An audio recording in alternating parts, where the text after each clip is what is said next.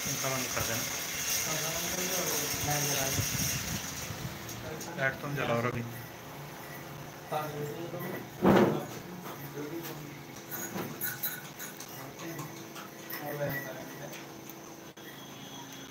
Hello, कैसे हो बच्चों? तक आवाज़ ठीक पहुंच पा रही है मेरी? अगर मेरी आवाज़ ठीक पहुंच रही है तो प्लीज़ कमेंट करके बताएं कि सभी तक आवाज़ ठीक ठाक पहुंच पा रही है या नहीं। और 2-3 मिनट और वेट करते हैं, क्लास हमारी स्टार्ट होगी। वेट कर रहे हैं कि जो भी बच्चे अभी बचे हुए हैं वो भी ऑनलाइन आ जाएं। आप सबका स्वागत है। बिल्कुल, संजीव मिश्रा जी आपका भी स्वागत है। आज आपकी ऑनलाइन कक्षा होगी जिसमें वर्ण विचार पर हम चर्चा करेंगे। विश्व अभी महामारी के दौर से गुजर रहा है। इस महामारी के दौर में आप सभी अपने घर पर ही रहें, समय का सदुपयोग करें, समय को नष्ट ना करें, ऑनलाइन पढ़ाई करते रहें, यूट्यूब के माध्यम से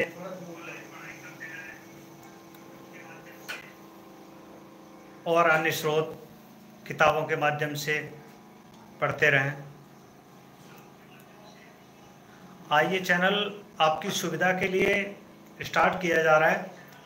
आई होप अगर हमारी वीडियो अच्छी रही और आप सबको अगर पसंद आई तो ये लगातार चलती रहेंगी आगे कक्षाएं, और आपके चैप्टर बाय चैप्टर हमारा लक्ष्य ये रहेगा कि आप 100 में से 100 मार्क्स पा सकें एवं कभी भी कंपटीशन के एग्ज़ाम में अपने आप को पिछड़ा हुआ ना समझें। ओके, ज़रूर कैमरा सेट करेंगे गुप्ता जी।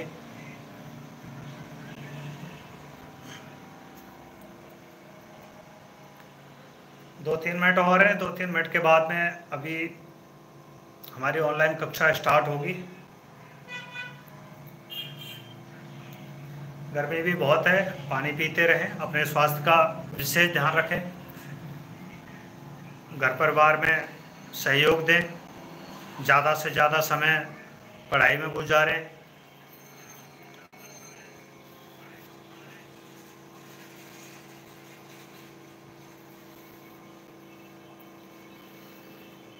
कैमरा भी सेट कर दूंगा मैं। कैमरे में थोड़ी सी दिक्कत ये है कि मैं अभी हाथ में लेके ही बैठा हूँ, उसको स्टैंड पे नहीं लगाया है।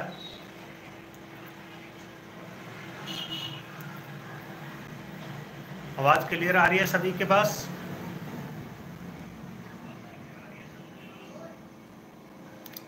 ओके ओके, बहुत अच्छा।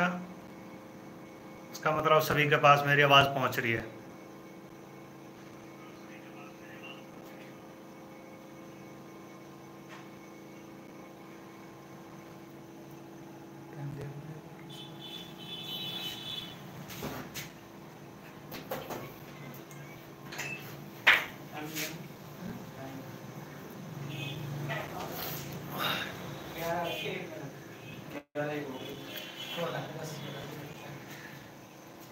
मुनीदा तोजा, गुड आफ्टरनून।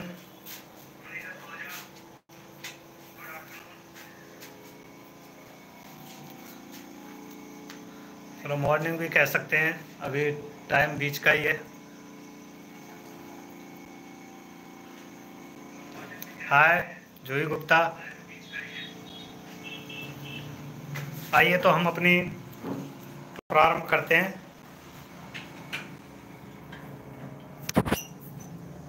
अभी फोन बंद कर लेना,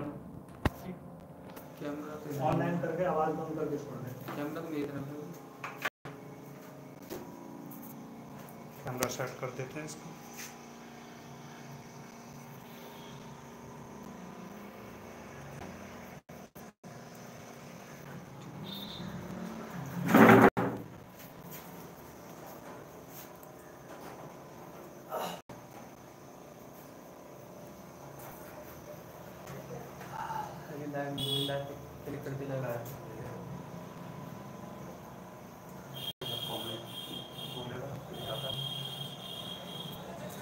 हेलो प्यारे दोस्तों, नमस्कार मेरे प्यारे बच्चों, कैसे हो आप सब? आशा करता हूँ कि आप बिल्कुल ठीक होंगे और अपने घर पर ही होंगे।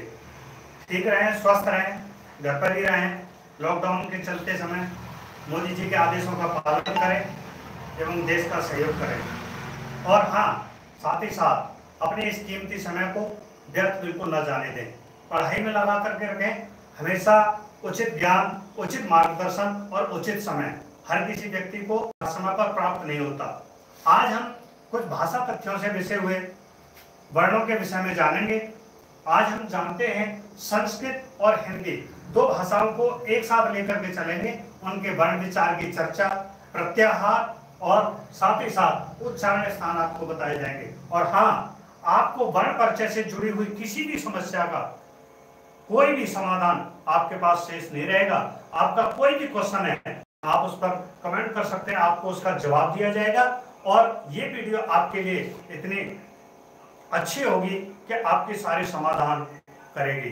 तो आइए, आप सबका स्वागत है आपके अपने YouTube चैनल तैयारी ऑनलाइन में। हम अपनी कक्षा प्रारंभ करते हैं। आज हमारी चर्चा का विषय है वर्ण विचार। वर्ण विचार किसी भी भाषा को जानने के लिए हमें वर्णों की विशेष आवश्यकता पड़ती है।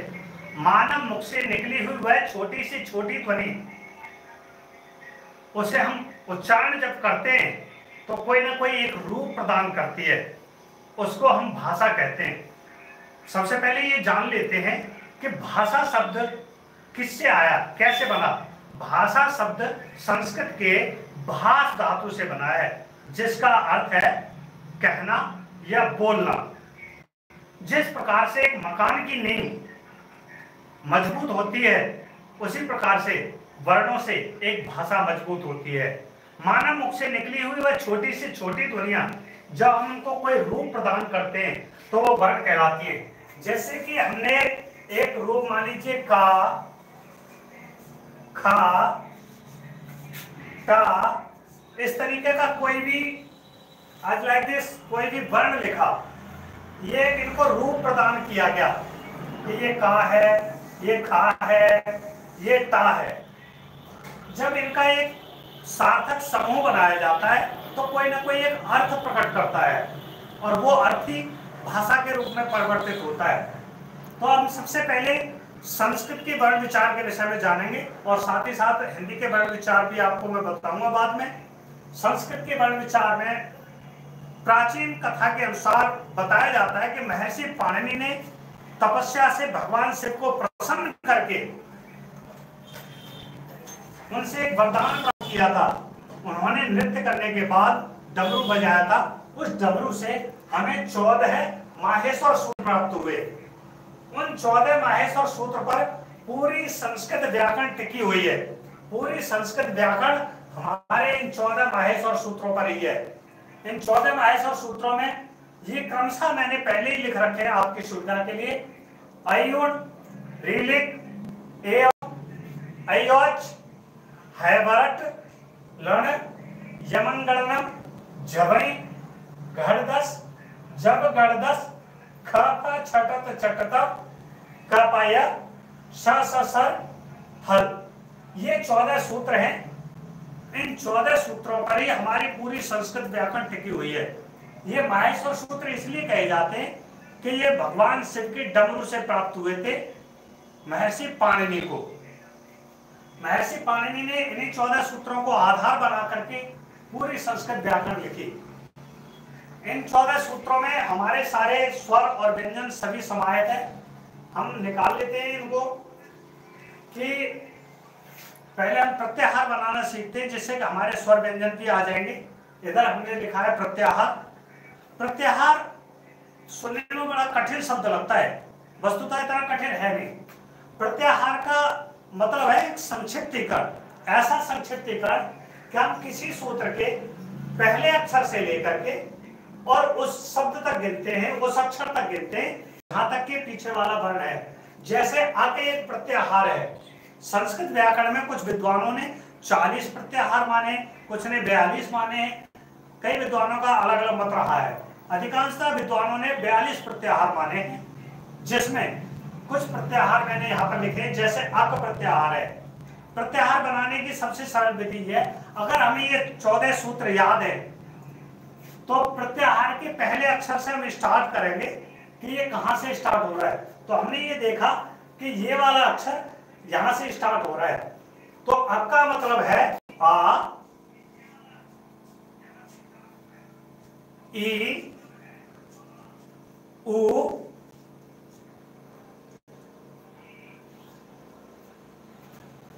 और लास्ट वाला वर्ण कभी भी संकलित नहीं किया जाता। जो लास्ट का अक्षर है हलंत वर्ण जाता है, इनको छोड़ दिया जाता है, तो इसके आगे पहुंचता है री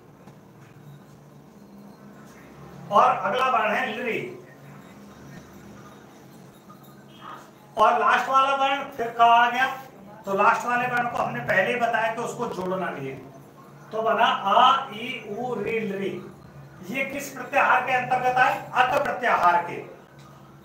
आपको एक बार पुनः बता दूं कि प्रत्याहार बनाते समय प्रत्याहार ये आपको आगे संधियों में काम आएंगे। अभी तो आपको लगता है कि शायद व्यर्थ की चर्चा होगी, लेकिन संधि में हमें कभी ये अक्षर याद नहीं रह पाते, केवल प्रत्याहार याद रहता है कि इसकी जगह पर ये प्रत्याहार, एक के स्थान पर यह होगा। तो वो तभी पता लगेगा जब आपको ये सूत्र याद होंगे और उन सूत्रों से इनको निकालना आता होगा। कभी भी प्रत्याहार निकालते वक्त प्रत्याहार के पहले अक्षर से गणना करें और उसके लास्ट अक्षर तक जाते हैं, लेकिन उसका लास्ट हलंत वर्ण वाला अक्षर गिना नहीं जाता।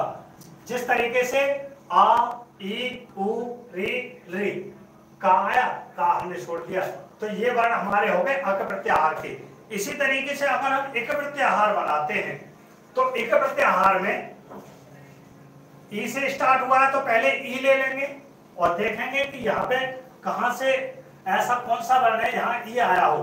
अब ई आया यहाँ पर, तो ई के बाद क्या है? उ, और उ के बाद क्या है? री, और री के पश्चात क्या है? ली। तो ये हमारा एक प्रत्याहार, क्योंकि का फिर हलंत वर्ण है तो उसको हम संकलित नहीं करेंगे। उसी तरीके से यण प्रत्याहार ले लेते हैं। यण प्रत्याहार में अब ये देखेंगे कि इस सूत्रों में या कहां पर आया? या आया यहाँ पे, ये रहा या। तो या से स्टार्ट करेंगे, या, वा, रा, ला, रा के बाद में टा छोड़ देंगे, अगला वर्ण उठाएंगे ला, और फिर अगला वर्ण अड़ा है तो इस समय को छोड़ देंगे। तो हमारे यण प्रत्याहार में या, वा, रा, ला, ये 4 वर्ण आएंगे। उसी तरीके से अच प्रत्याहार में आ यहां से स्टार्ट है। पूरे हमारे माहेश्वर सूत्र में केवल हा ही ऐसा वर्ण है जो 2 बार आया है, बाकी कोई भी वर्ण 2 बार नहीं आया। तो आ से स्टार्ट करेंगे तो आ, ई, उ, रा छोड़ देंगे, री, ली, का छोड़ देंगे, ए, ओ, इसके बाद आई,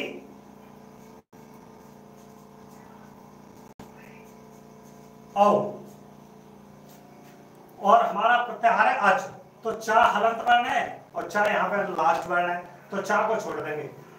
ये जो 9 वर्ण आए हैं ये टोटल क्या है? ये संस्कृत के स्वर कहलाते हैं। इनको संस्कृत के स्वर हैं ये 9।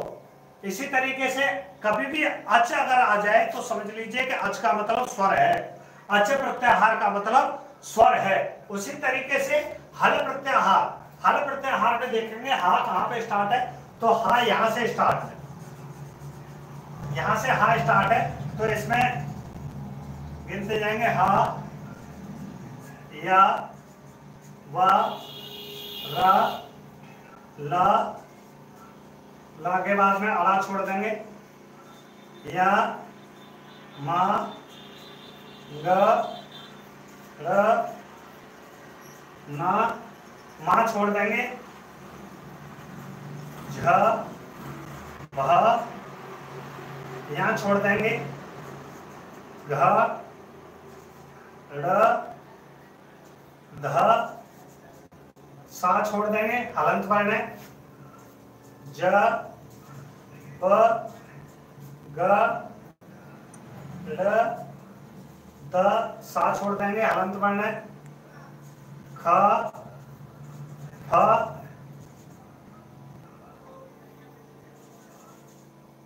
छ, थ, थ, च, त, त, वा छोड़ देंगे। क, प, या छोड़ देंगे। स, स, स, रा छोड़ देंगे। और फिर पुनः हा वर्ण पुनः आया है तो हा को भी छोड़ देंगे। और ला वर्ण हमारा है ये, अगर हा को यहाँ इंक्लूड भी कर सकते हैं, क्योंकि हा वर्ण दो बार आने से हमारा द्वित्व हो जाता है तो दूसरे का कोई महत्व नहीं रह जाता, इसलिए यहाँ इस हा को हम खत्म कर देंगे। और ला वर्ण, ये टोटल जो हल है, हल का मतलब होता है व्यंजन। संस्कृत में हल प्रत्याहार को व्यंजन कहते हैं और अच प्रत्याहार को स्वर कहते हैं। स्वर की विशेष चर्चा आपको हिंदी वर्णमाला में भी बताऊंगा। आपको हिंदी संस्कृत ज्ञान के लिए इतना समझ लीजिए 14 माहेश्वर सूत्र हैं जो भगवान शिव के डमरू से महर्षि पाणिनि को प्राप्त हुए हैं। इन्हीं 14 सूत्रों के ऊपर पूरी संस्कृत व्याकरण हमारी टिकी हुई है। प्रत्याहार बनाने की विधि, उसको एक संक्षिप्त करना है। संक्षिप्त करने के लिए जो भी प्रत्याहार हमें बनाना है उस अक्षर से हम प्रारंभ करेंगे और लास्ट अक्षर तक हम गणना करेंगे। लास्ट अक्षर तक, उस अक्षर को लास्ट वाले को हम छोड़ देंगे जिसमें हलंत वर्ण लगा हुआ है, उसको इंक्लूड नहीं करेंगे और हमारा प्रत्याहार तैयार हो जाएगा। तो किसी को कोई प्रत्याहार में कोई डाउट? प्रत्याहार की सबकी समस्या सही हो गई? आशा करता हूं कि प्रत्याहार आपकी समझ में जरूर आए होंगे। संस्कृत है, शुरू में अटपटी लगेगी लेकिन बाद में जाके बड़ी कारगर साबित होगी और आपको हिंदी और संस्कृत में कोई अंतर ही नहीं लगेगा। चलिए हम संस्कृत के टॉपिक, हिंदी के टॉपिक पर चलते हैं। हिंदी के टॉपिक से आप और ज्यादा अच्छे समझेंगे। हमारी वर्णमाला, हिंदी वर्णमाला दो भागों में विभक्त है। नंबर 1 है स्वर और नंबर 2 है व्यंजन। अब हम ये जान लेते हैं कि स्वर किसे कहते हैं। तो प्यारे बच्चों, स्वर के विषय में सबसे पहली कहावत यह है कि स्वर हमेशा स्वतंत्र होता है। स्वर परतंत्र नहीं होता, स्वर किसी पर भी आश्रित नहीं होता, स्वर का अपना स्थान होता है। स्वर दो प्रकार के मुख्यतः होते हैं, ह्रस्व एवं दीर्घ। हमारी हिंदी वर्णमाला में मुख्यतः 11 स्वर हैं जो आ से लेकर के औ तक है। लास्ट वाले दो वर्ण अंग और अह आयोग वा कहलाते हैं। इनको दो खंडों में मुख्यतः विभाजित किया गया है। नंबर 1 ह्रस्व। ह्रस्व का अर्थ होता है छोटा, अर्थात जिस पर कोई मात्रा आपकी नहीं है, जैसे आ, ई, उ, री और लृ। जो लृ वर्ण है वो हिंदी वर्णमाला का ना होकर के संस्कृत वर्णमाला का वर्ण है लृ। तो आ, ई, उ, री ये ह्रस्व वर्ण है। दीर्घ स्वर कौन कौन से? आ, ई, उ, री, ए, आई, ओ, औ। ये दीर्घ स्वर है। अं और अह ये आयोग वाक्य कहलाते हैं। प्लुत, इसी कड़ी में प्लुत और आता है, ह्रस्व दीर्घ प्लुत। इसका प्रयोग अधिकांशतः देखने को नहीं मिलता, कहीं कहीं देखने को मिलता है। जैसे कि हमने ओम बोला तो इसके लिए तो एक मात्रा का समय लगता है और इसके लिए दो मात्राओं का समय लगता है। जैसे हमने बोला अ और एक बोला आ, तो आ की अपेक्षा आ में डबल समय लगा। उसी प्रकार पुरुष का जब भी वर्ण बोला जाता है तो दो मात्राओं से ज्यादा समय लगता है। तो जैसे दो मात्राओं से ज्यादा वो 3 मात्राओं का भी हो सकता है, 4 मात्राओं का भी हो सकता है। तो उसके लिए उच्चारण होता है ओम ओम। इस तरीके से पुरुष स्वर का उच्चारण किया जाता है। अब पहुंचते हैं व्यंजन पे। हमारी जो व्यंजन है ये मुख्यतः 5 वर्गों में बांटे गए हैं। 5 वर्ग में हिंदी व्यंजन की जो वर्णमाला है वो 5 वर्गों में बांटी गई है। पहला है का वर्ग। का वर्ग का मतलब है का, खा, गा, घा और गा। उसी प्रकार से चा वर्ग का मतलब है चा, छा, जा, झा, या। टा वर्ग का मतलब है टा, ठा, डा, ढा, अड़ा। और ता वर्ग का मतलब है ता, था, दा, धा और ना। इसी तरह पा वर्ग का मतलब है पा, फा, बा, भा और मां। हिंदी के व्यंजनों को 5 वर्ग में बांटा गया है, क्रमशः क वर्ग, च वर्ग, ट वर्ग, त वर्ग और पा वर्ग। इनको उच्चारण करने का एक और अच्छा तरीका है इनको याद करने का, आपको सोचना ही नहीं पड़ेगा। का से प्रारंभ करेंगे, 5 अक्षर गिनेंगे, क वर्ग बन जाएगा। फिर अगला छठा अक्षर होगा, उसके नाम से वर्ग का नाम रख जाएगा, च वर्ग हो जाएगा। 5 अक्षर गिनेंगे, फिर छठा अक्षर जो भी होगा उसके नाम से वर्ग का नाम फिर रख जाएगा, ट वर्ग हो जाएगा।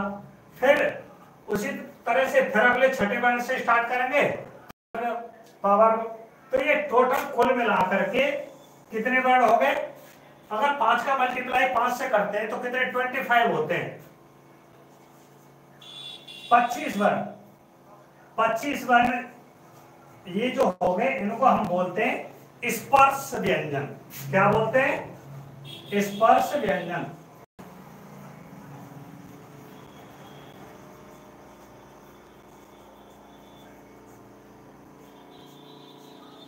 तो हम स्पर्श व्यंजन बोलते हैं।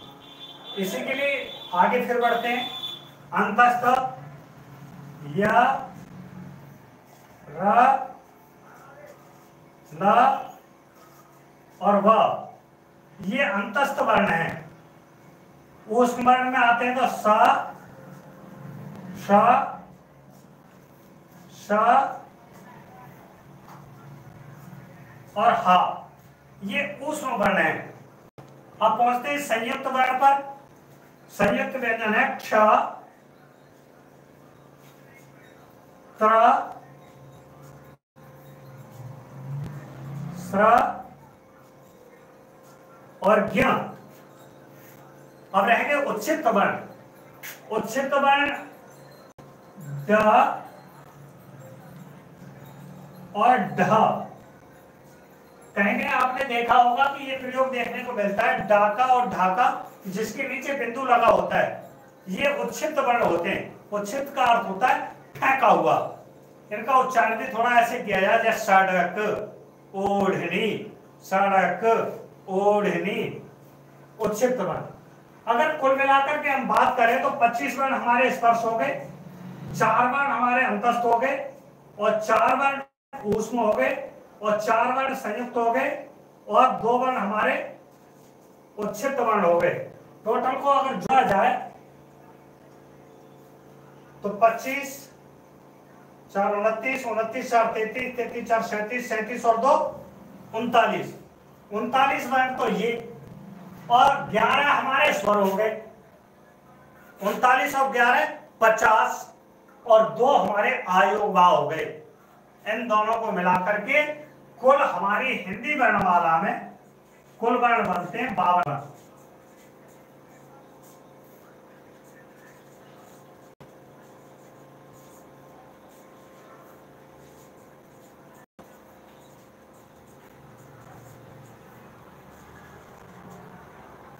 हिंदी वर्णमाला में टोटल 52 वर्ण बनते हैं। अब हम आगे पहचान लेते हैं कि अंतस्थ, ऊष्म, इनके विषय में और भी जानेंगे। संयुक्त व्यंजन वे होते हैं जो दूसरे व्यंजनों की सहायता से बनते हैं। जैसे क्ष, क्ष को हम बनाएंगे तो आधा का, आधा मूर्धन्य सा और आ बराबर बनता है क्ष। अगर त्रा को हम बनाते हैं तो आधा ता प्लस रा प्लस आ बराबर बनता है त्रा। उसी तरीके से सरा, सरा के लिए आधा सा प्लस रा प्लस आ बराबर बनता है सरा। उसी के लिए ज्ञ, तो आधा जा प्लस या बराबर बनता है ज्ञ। ये संयुक्त वर्ण है। संयुक्त का अर्थ है कोई दूसरे वर्ण की सहायता से बना हो। व्यंजन अपने आप में कभी पूरा नहीं होता। व्यंजन के नीचे जब कोई हलंत का प्रयोग करते हैं हम, तो व्यंजन अपने आप में आधा होता है। जिस तरीके से ये है का हलंत वर्ण है तो ये स्वर रहित है। अगर इसको हम हलंत रहित बना दें तो ये स्वर सहित है। इसमें आ का प्रयोग है, इसमें छोटे आ का प्रयोग है। का प्लस आ बराबर बना है का। तो ये हमारी वर्णमाला रही। अब हम इसी में ये जानेंगे तो उच्चारण स्थान। उच्चारण स्थान के लिए कुछ भी हमें विशेष अलग से कुछ भी नहीं करना। ये जो वर्ग लिखे हुए हैं ना, इन्हीं वर्गों में कुछ अक्षर और ऐड करते चल रहे हैं, हमारे उच्चारण स्थान तैयार हो जाएंगे। जैसे कवर्ग को हम एक अलग भाग में लेते हैं, तो कवर्ग में अगर यहां पर आ और जोड़ दिया जाए, आ छोटा भी होगा और बड़ा भी होगा, दोनों आ इसमें आएंगे। और इधर हम हा को और जोड़ देते हैं तो इनका उच्चारण स्थान बनता है कंठ। आपको यह और बता दूं कि उच्चारण स्थान होता क्या है। मानव जब मुख से अपनी ध्वनि को निकालता है तो ध्वनि निकलते समय कई जगह घर्षण करती हुई आती है मुख से।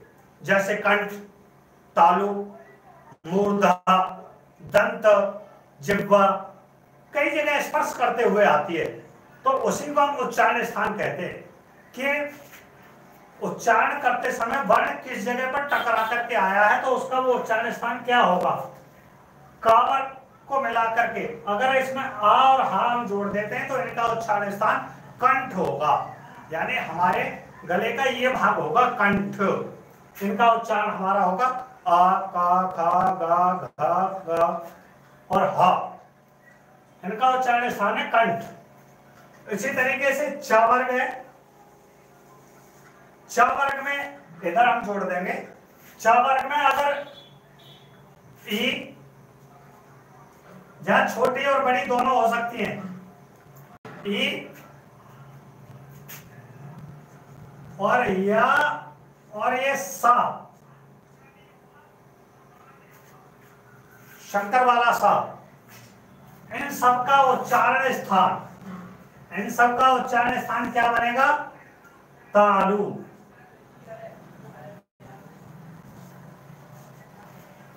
चवर्ग का उच्चारण स्थान आप कह सकते हो, चवर्ग में ई और या सा को प्लस कर दिया जाए तो इनका उच्चारण स्थान बनेगा तालु। उसी तरीके से टवर्ग में री और रा और ये मूर्धन्य सा को ऐड कर देते हैं तो इन सब का उच्चारण स्थान बनेगा मूर्धा।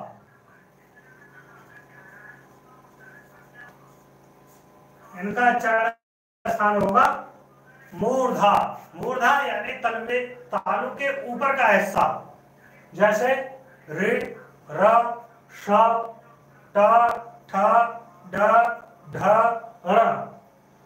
उसी तरीके से तवर्ग की बात करते हैं तो लि, लि मैंने आपको बताया था कि पहले ही संस्कृत का स्वर है। लि, ला